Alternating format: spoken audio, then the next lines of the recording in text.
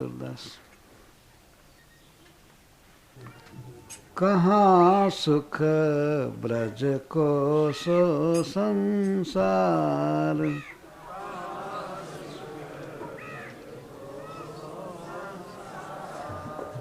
गाइए गाइए।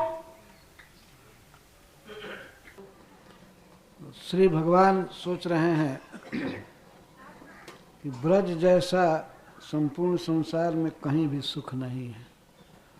कहाँ सुख ब्रज को सो संसार। ब्रज में जो सुख है ऐसा सुख कहीं नहीं है। कहाँ है? कहाँ सुखद बंसी बट जमुना। परम सुख देने वाला बंसी बट और जगह कहाँ है? कहाँ बंसी बट है और कहाँ जमुना है, अर्थात कहीं नहीं। ये तो ब्रज में ही है। कहाँ सुखद बंसी बट जमुना, यह मन सदा विचार। ये मन में हमेशा सोचना चाहिए कि ब्रज जैसा सुख कहीं नहीं है। कहाँ बन धाम कहाँ राधा संग, कहाँ संग ब्रजबाम। कहाँ ऐसा वन है, कहाँ ऐसा वृंदावन है। वन धाम, वन धाम मतलब वन में घर या कुंज। कहाँ वृंदावन जैसा धाम है और कहाँ राधा रानी है। राधा रानी और किसी धाम में नहीं है। भगवान तो और कई जगह धाम बनाए हैं, लेकिन राधा रानी तो ब्रज में ही रहती। कहाँ बन धाम कहाँ राधा संग, कहाँ संग ब्रजबाम। और ब्रज की गोपियों का निवास और कहाँ है? कहीं नहीं, ब्रज में ही है। राधा रानी और राधा रानी की सखियों का निवास ब्रज में ही। कहाँ रस रास बीच अंतर सुख। और रास लीला कहाँ है? यह अंतर सुख, अंतः सुख, जो हृदय का सुख है, जो रास विहार है, यह रास विहार केवल ब्रज में ही है। कहाँ नारी तन ताम, और इतनी सुंदरी नारियां कहाँ हैं जैसे ब्रज गोपियां।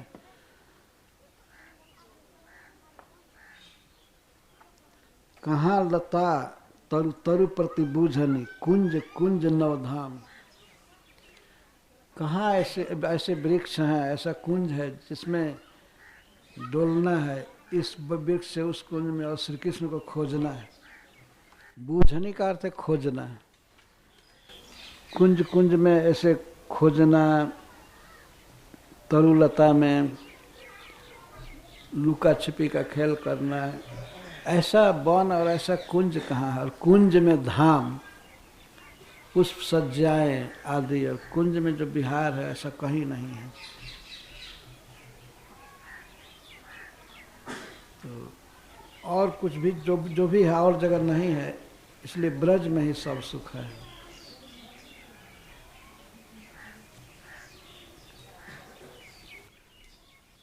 और दूसरा पद अब भगवान कह रहे हैं उद्धव जैसे, उद्धव बेगी ही ब्रज जाहूं, उद्धव बेगी ही ब्रज जाहूं।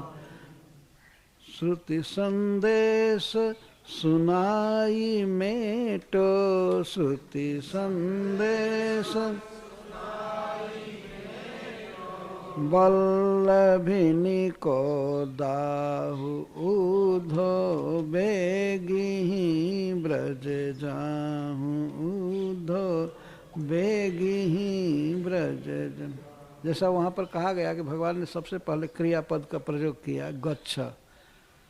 उसी को सूरदास जी कहते हैं कि हे उद्धव बेग ही ब्रज जाहूं। बेग ही मतलब वेग से, बहुत जल्दी जाओ। श्रुति संदेश सुनाई मेटो, उनके कानों में यह संदेश दो जो मैं संदेश दे रहा हूँ, और उन श्री गोपियों का दाह दूर करो, ताप दूर करो। काम पावक तूल तन में विरह श्वास समीर, जरि भसम नहीं होन पावे लोचनन के नीर। जो हमसे प्रेम करने की लालसा है वह एक अग्नि के समान है, और श्री गोपियों का शरीर रुई के समान है। तो उनके शरीर में मेरे प्रति जो प्रेम है वो बहुत धधक रहा है, अग्नि है, और शरीर रुई के समान है। लेकिन फिर भी शरीर जल कर भस्म नहीं होता है। इसका कारण ये है कि आँखों से पानी बरसता रहता है, तो पानी ही शरीर को शीतल रखता है। आंसू इतना गिरता है कि उससे शरीर भस्म नहीं होने पाता है। आग लगी है, आग बुझती नहीं है, लेकिन शरीर को जला कर राख नहीं कर पाती है।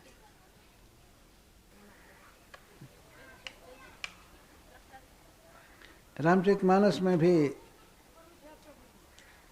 हनुमान जी सीता जी का वर्णन कर रहे हैं भगवान राम से कि आपके विरह में सीता मर नहीं रही है, क्योंकि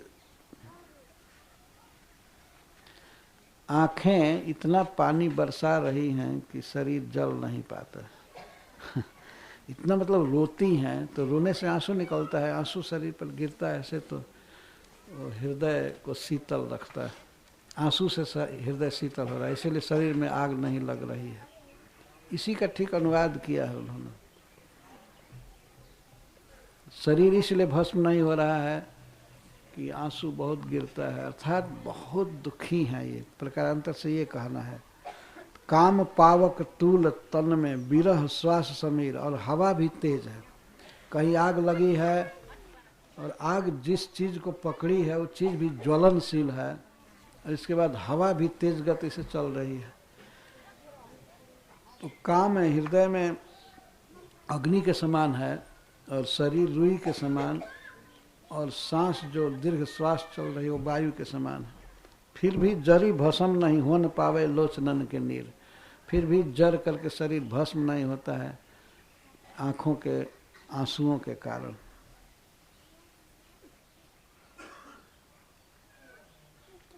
आज लो ये भांति हैं वे कछुक सजग शरीर। आज तक श्री गोपियाँ जीवित हैं और उनका शरीर चेतन है, इते पर बिनु समाधान नहीं क्यों धरे तिय धीर। लेकिन अब भी यदि समाधान नहीं किया गया, उनको सांत्वना नहीं दी गई, तो वे स्त्रियां कैसे शरीर धारण कर सकती हैं।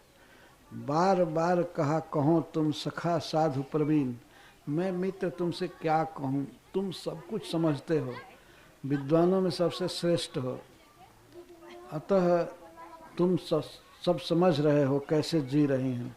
सूर सुमति विचार ये जिए जल बिन मन। सूरदास जी कहते हैं कि तुम जा कर के वही सुमति दो, अथवा हे सुंदर बुद्धि वाले सखा, उनको वही बात जा कर के कहो जिससे कि वे जी जाएं। उनकी दशा ऐसे है जैसे जल के बिना मछलियाँ, कैसे जी रही हैं यही आश्चर्य की बात है। तो तुम जा करके उनको उचित बात कहो, सांत्वना दो। और इसके बाद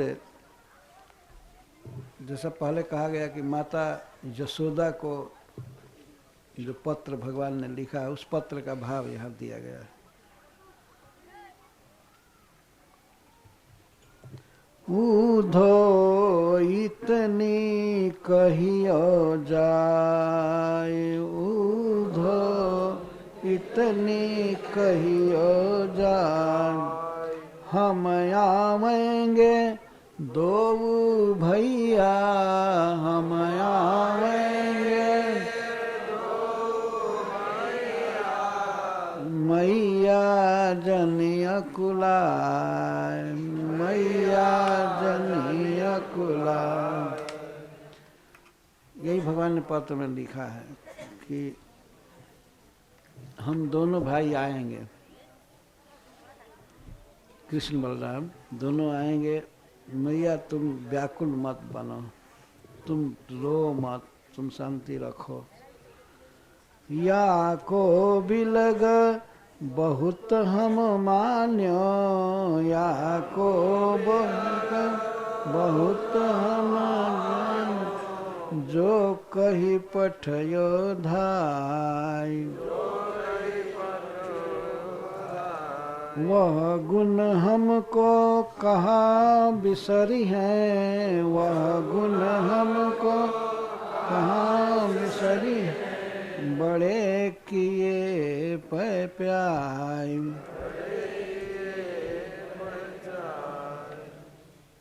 यही बहुत हो गया मैया कि मैं यहाँ आ गया मथुरा, यही काफ़ी हो गया।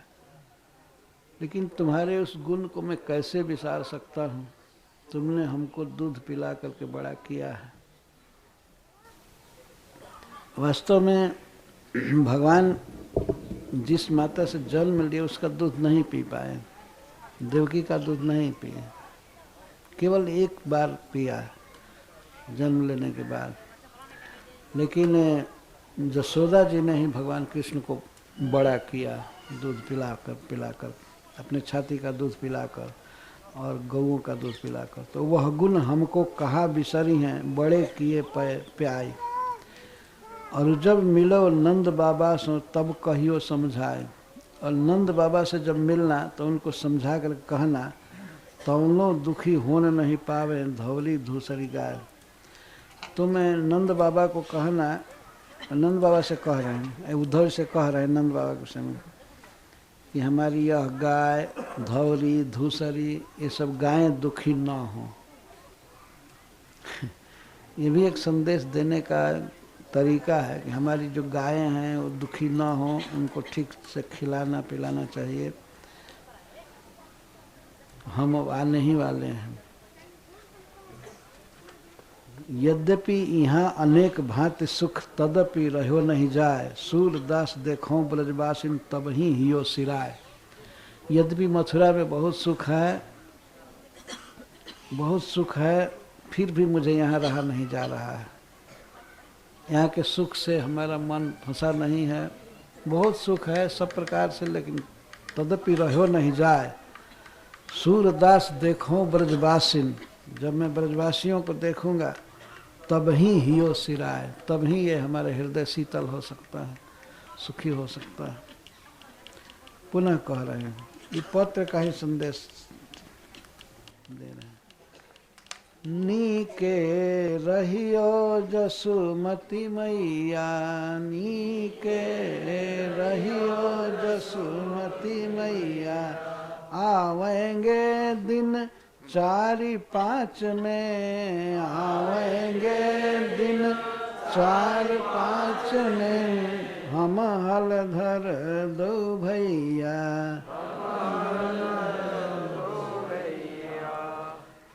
संदेश दे रहे हैं कि मैया तुम ठीक से खाना पीना और चिंता मत करना, हम और हलधर दोनों आएंगे,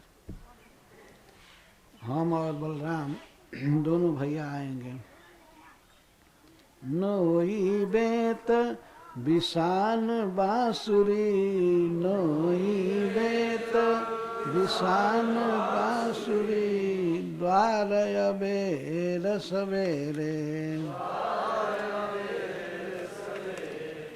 हमारे नोए को, जो गाय नोई जाती है, पिछले पैर उसके बांधे जाते हैं दुहने के लिए, हमारे नोए ठीक से रखना।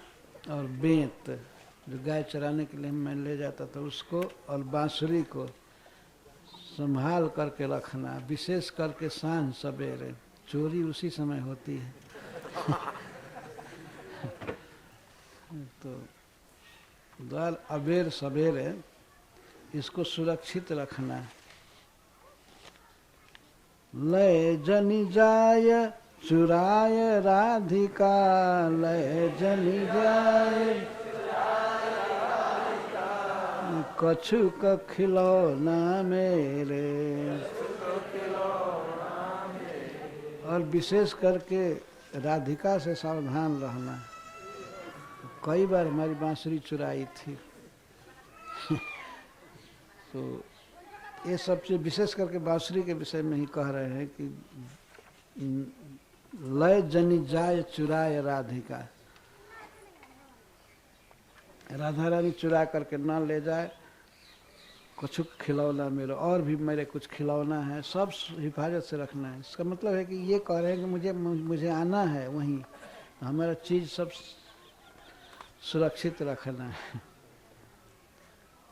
जा दिन ते हम तुम ते बिछुरे, जा दिन ते हम ते बिछुरे, को न कहत कन्हैया।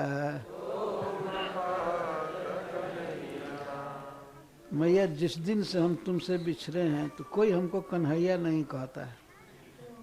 यहाँ सब द्वारकाधीश बोलते हैं, वासुदेव बोलते हैं, वसुदेव जी के पुत्र, यही कहने का मतलब कोई इतना प्यार का शब्द कन्हैया मुझको नहीं कहा। जा दिन ते हम तुम सो बिछुरे, जा दिन ते हम तुम ते बिछुरे, को न कहत कन्हैया। और उठी न सवेरे कियो कलेऊ, उठी न सवेरे कियो कलेऊ, साँझन चाखी धैया, साँझन चाखी धैया। जब से हम ब्रज से आए मैया तुम्हारे पास है, तब से सवेरे खाने को कुछ नहीं मिला, कलेवा नहीं किया। वही 2 बजे 1 बजे लोग पूछते हैं। ये भगवान के कहने का आशय है। अभी मांग भी नहीं सकते कि भूख लगी है दो, और कोई खिलाने वाला है नहीं। उठी न सवेरे कियो कले, और सांझ न चाखी धैया, और सांझ को धारोसल दूध कभी नहीं मिला। धारोसल दूध को धैया कहते हैं। गाय दुही जाती है तो उष्ण धारा, गरम दूध होता है, उसको धारोष्ण दूध कहते हैं। तो कभी धारोष्ण दूध पीने को नहीं मिला। भगवान तो जाते थे ब्रज में खिड़क में दुहाने के लिए, तो उस समय गरम गरम दूध उनको नंद बाबा दिया करते थे पीने। धारोष्ण दूध नहीं मिला और कलेवा नहीं मिला। फिर नंद बाबा के लिए कह रहे, कहियो कहा, कहिए कहा नंद बाबा सो,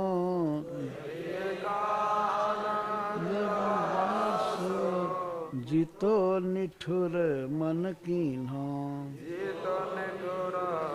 और जा करके नंद बाबा से कहना कि आप इतना कठोर हृदय वाले हो गए, मथुरा में पहुंचा करके सुधि भी नहीं लिए हमारा कि कैसे है कृष्ण।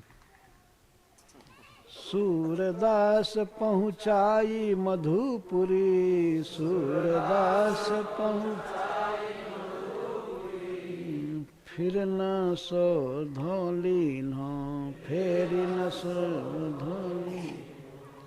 मथुरा में पहुँचा करके और फिर सुधि नहीं लिए।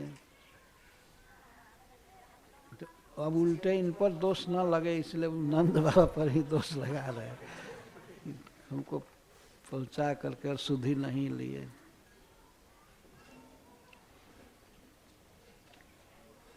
और जा करके हमारे तरफ से कहिए कि नंद बाबा बहुत कठोर हो गए हैं। हम दोनों भाइयों को मथुरा पहुंचा करके छोड़ दिए। ऐसा लगता है कि मानो थाती सौंप गए। थाती का अर्थ होता है कि हम दोनों को हम पहुंचा दिए मथुरा में और सुधि भी नहीं ले रहे हैं। ऐसा लगता है कि हम लोग दोनों थाती रखे गए थे और थाती को सौंप करके निश्चिंत। थाती तो थे ही एक प्रकार से। हम दो बीरे डारी पर घरे, हम दो बीरे, बीरे मैंने भाई, वीर भाई को कहते हैं। हम दोनों भाइयों को दूसरे के घर में डाल गए, वसुदेव जी के घर में डाल गए, मनो थाती सौंप गए। ऐसा लगता है कि थाती हम लोग थे और सौंप गए। थाती तो थे ही ना, वसुदेव जी ले जाकर के छोड़े थे ब्रज में। थाती तो थे, तो मन थाती सौंप गए। ऐसा लगता है कोई किसी का धन रखा हो, उसको बहुत चिंता हो कि कब ले जाएगा, ये यहाँ चोरी वोरी हो सकता है, कुछ हो सकता है। तो जब उसको लौटा देता है थाती तो उसको निश्चिंतता होती है। तो ऐसे नंद बाबा कठोर बन गए कि हम दोनों भाइयों को दूसरे के घर में पहुंचा करके सुधि नहीं लिया, ऐसा लगता है कि थाती सौंप करके निश्चिंत हो गए।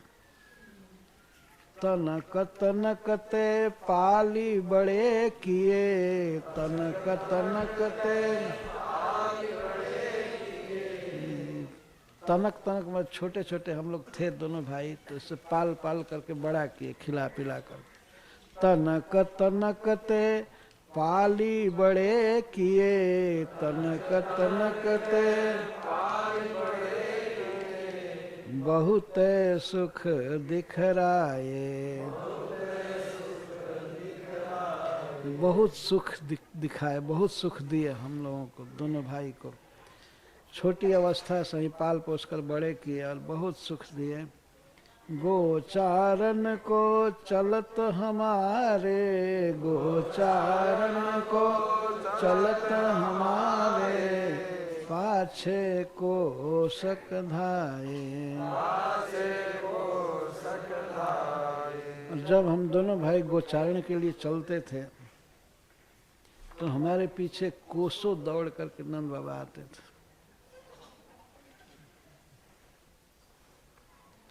पाछे कोसक धाये, कोसों दूर आ जाते थे छोड़ने के लिए। हम लोग कहते थे कि बाबा लौट जाइए घर पर, लेकिन कोसों आ जाते थे। गोचारण को चलत हमारे, गोचारण को चलत हमारे, पाछे को सक धाये, पाछे को सक धाये। और फिर एक उलाहना भी दे रहे हैं कि यहाँ तो वसुदेव देव की कह रहे हैं कि तुम हमारे बेटा हो, हम तो बहुत फेर में पड़े हैं। ये वसुदेव देव की हम सो, ये वसुदेव देव की हम सो, कहत आपने जाए। आप मथुरा नहीं छोड़े होते हमको तो ये विपत्ति नहीं आती ना। तो वसुदेव देव की कह रहे हैं कि तुम हमसे जन्मे हो। आप देखिए अब हम क्या जवाब दें। हमको तो ज्ञान नहीं था कि कौन जन्म दिया। अब आप आकर के कहते कि हमने जन्म दिया है तब ना चलता ब्रज में। अब तो ये बांध लिए हैं, कहते कि तुम हमारे जन्मे हुए हो। ये वसुदेव देव की हम सो, ये वसुदेव देव की हम सो, कहत आपने जाए। बहुरी विधाता जसुमति जू के, बहुरी विधाता जसुमति जू के, हम ही न गोद खिलाए। जब से मथुरा में आया तब से माँ जसोदा के गोद में खेलने को भगवान ने हमें नहीं दिया मौका। विधाता मैंने भगवान जगदीश्वर हमको मौका नहीं दिए। मैं दुर्लभ हो गया माँ जसोदा का गोद, और दूसरे के घर में मैं रह रहा। बहुरी विधाता जसुमति जू के, बहुरी विधाता हम ही न गोद खिलाए। बहुरी मैंने फिर से भगवान ने हमको ये सौभाग्य नहीं दिया कि मैं जसोदा माता की गोद में खेलूं।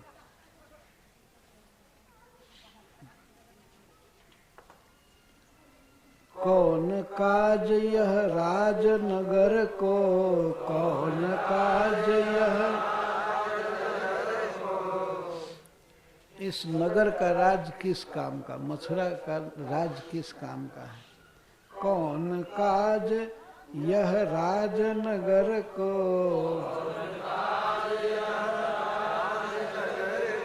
सब सुख सो सुख पाए। एक से एक सुख यहाँ मिलता है, लेकिन इसे क्या मतलब है। सूरदास ब्रज समाधान करू, सूरदास ब्रज आज काल हम आए। तो मित्र जा करके इसका समाधान करो, और हम आज शाम को या कल तो जरूर ही आ जाएंगे। हम दोनों आज काल में आने वाले हैं, मतलब बहुत शीघ्र। बस दंत बाबा से कह देना कि हम आज या कल में पहुंचने वाले हैं। माँ जसोदा से कहना, जैसे बरसों लगा देंगे भगवान, लेकिन इस तरह से सांत्वना दे रहे हैं। और वैसे तो श्री कृष्ण के साथ वियोग है ही नहीं किसी का। सूरदास ब्रज समाधान करो, आप जाइए उनको समझाइए और ये कहिए कि हम बस आज या काल में आने वाले हैं।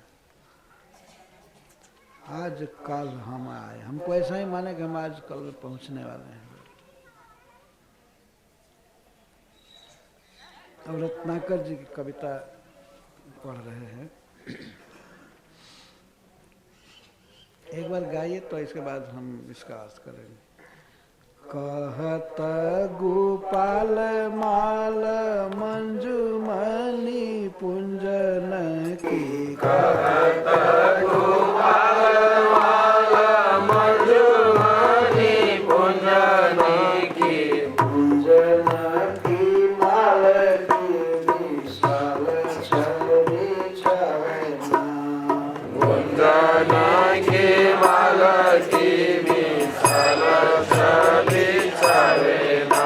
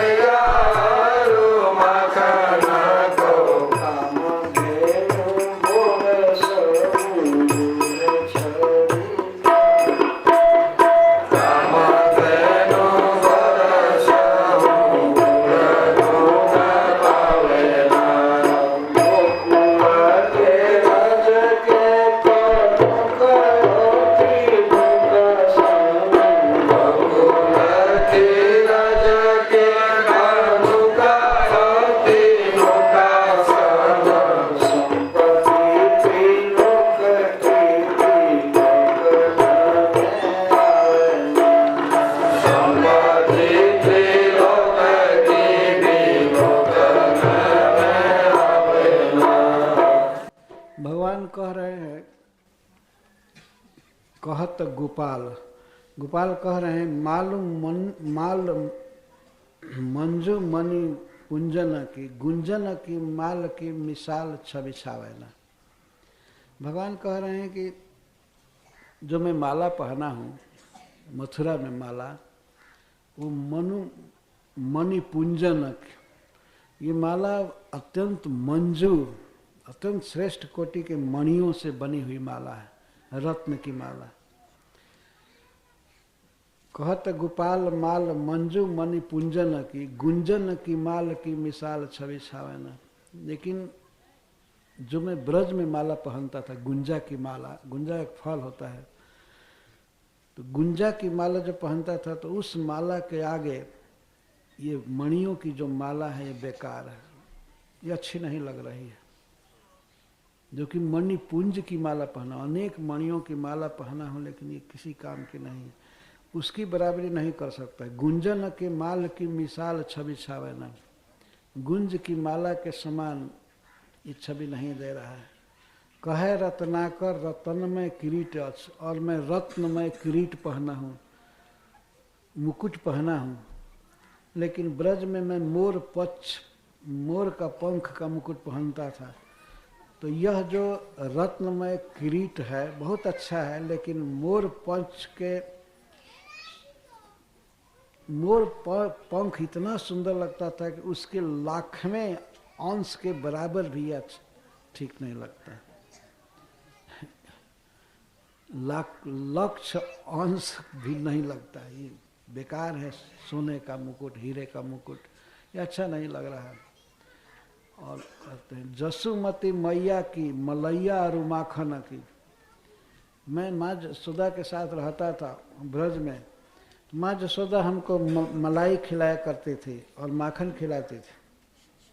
तो जसोमती मैया की मलैया और माखन की, जसोदा माँ के मलाई और माखन की तुलना ये कामधेनु गोरस अहूँ गूढ़ गुण पावे ना। कामधेनु का गोरस और कामधेनु का दूध का दही, ये सब बना हुआ बेकार लगता है मुझको। उस स्नेह जो माँ जसोदा मुझको खिलाती थी, मलाई, मलाई का मतलब होता है दूध है गर्म होते होते बीच बीच में जमता जाता है, उसको मलाई कहते हैं। अथवा दही के ऊपर छारी जो छाती है उसको मलाई कहते हैं। जसुमती मैया की मलैया और माखन की, कामधेनु गोरस अहूँ गुढ़ छवि पावेला, गुढ़ गुण पावेला। उसमें वो गुण नहीं है जो माँ जसोदा के दिए हुए मलाई और माखन में थी।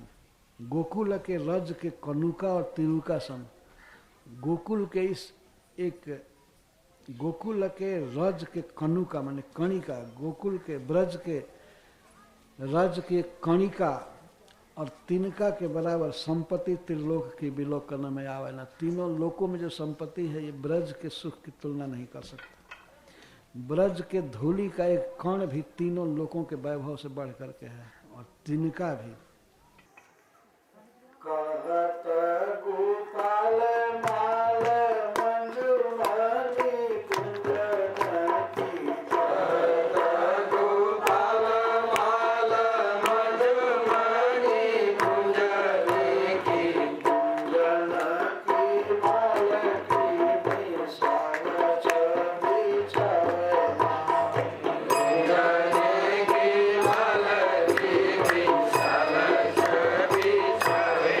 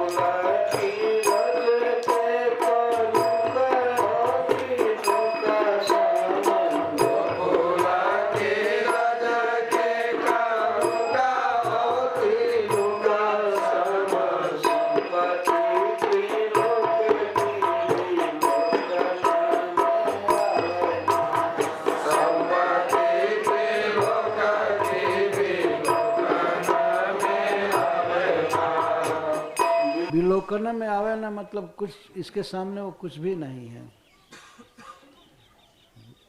गोकुल के रज की कणिका और गोकुल के घास की तिनका के बराबर भी तीनों लोगों की संपत्ति देखने में नहीं आती, अर्थात इसके आगे कुछ भी नहीं। और भगवान क्या याद कर रहे हैं, ये 27वें पृष्ठ पर है, मैं 21वें पृष्ठ पर, अंतिम श्लोक में। गोकुला